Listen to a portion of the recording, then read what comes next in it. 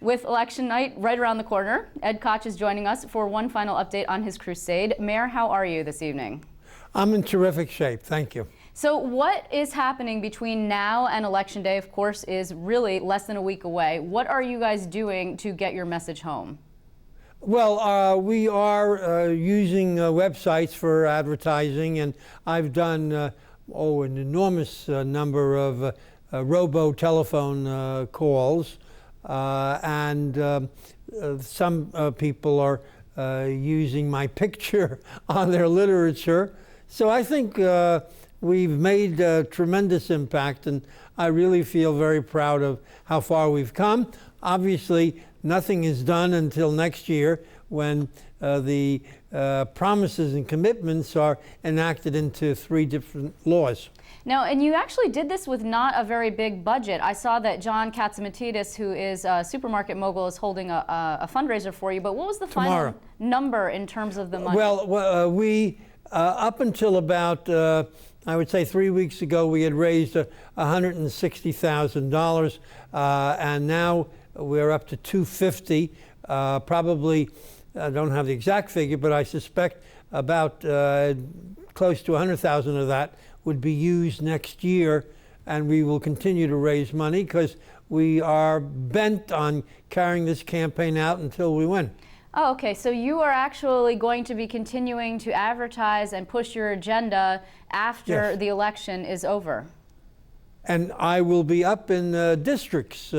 If there are people who renege on their commitments to us, as I said before, say now, and we'll say later, we're going to hold them accountable by going into their districts and on television, wherever possible, yell, liar, liar, pants on fire.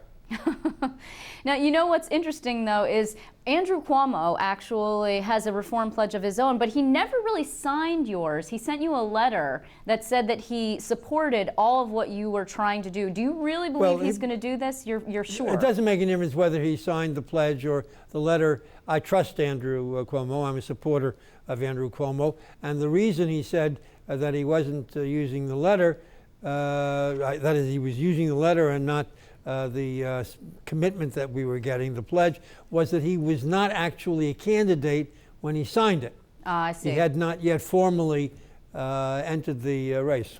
Do you think that there is any wiggle room here? Because, you know, the entire Republican conference has signed on.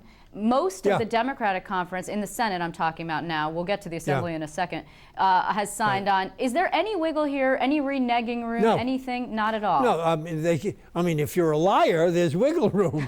But if you're a person in politics in Albany who is proud of your handshake, reflecting your commitment, this is even more than a handshake.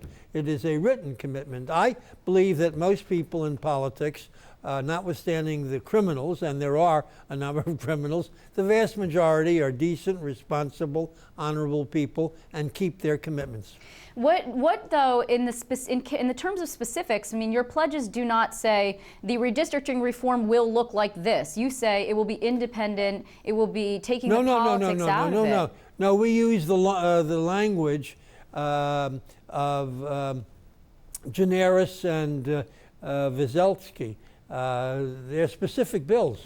But anything other than that, will you be able to accept anything other than that? What if they do something that looks like that? Look.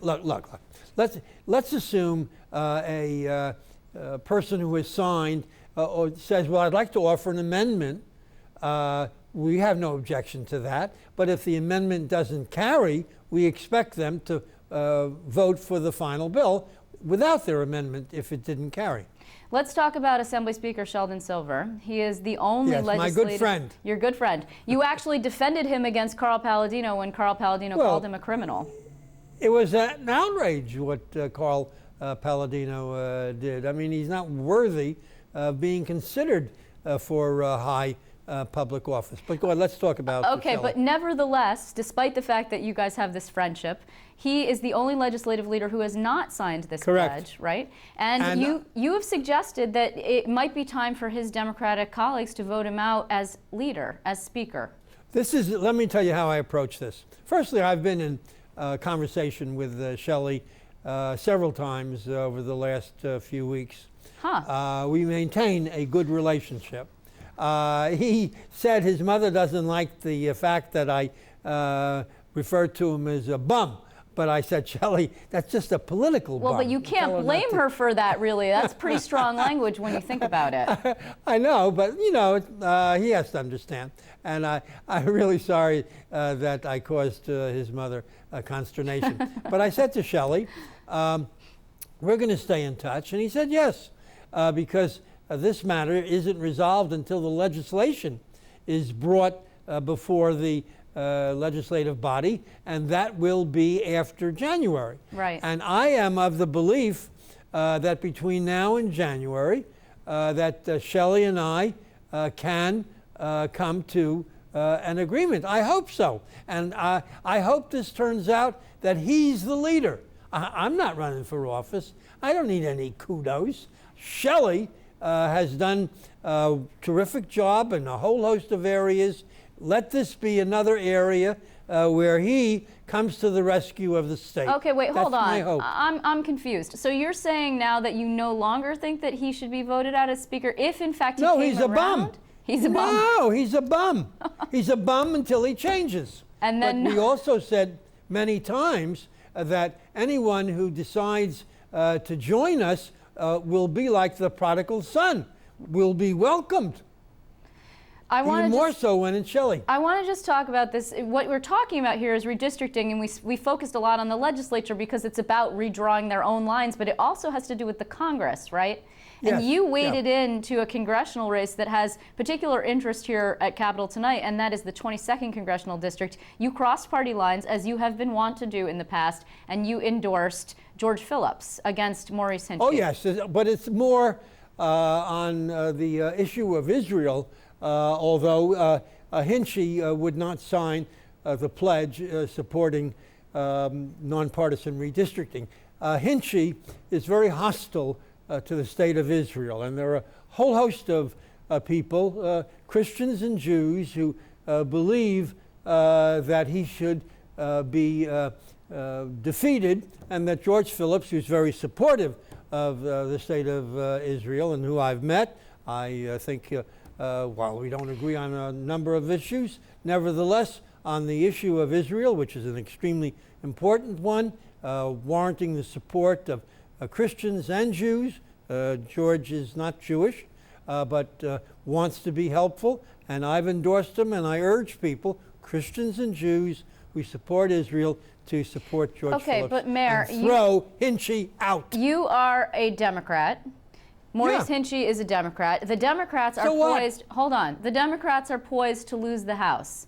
You could contribute to your own party losing control of the House. Does that not make you? That doesn't bother me at all. Let me just say this. I have supported tens of thousands, probably an exaggeration, but thousands. Just a little. Of but thousands of Democrats. I believe that you don't vote for a Democrat who you think should be thrown out, even if it means that your party will lose a majority. You think I would vote for a spotter? Or that I would encourage somebody to vote for a spotter? Well, you made him you didn't encourage people to vote for him, but he did sign the pledge, and then therefore he was a hero. He signed the pledge, and when we announced it, I said simultaneously, throw the bum out. You did. I did, don't you remember? I do. Yeah. And, okay, and the reason that we took it was, I'm sure there are other spotters in the sense of his background in terms of defrauding his but Mayor, his constituents. Mayor, let me just real quickly, if the Democrats lose control of the House, New York loses a heck of a lot of clout. Listen, if I did things on the basis of solely political reasons to maintain the majority, I wouldn't be worth anything. I believe in conscience, and when matters of conscience are violated, at least as I perceive it, as Hinchey has, in my judgment, he's injured President Obama, did not support him in a number of instances as it related to Iraq or Afghanistan and the matters that Obama brought to the House wanting his support and didn't get it. Okay, well, you certainly have never been shy about sharing your opinions. I want to thank you for sharing them with us, and we will see how you fare on Election Day.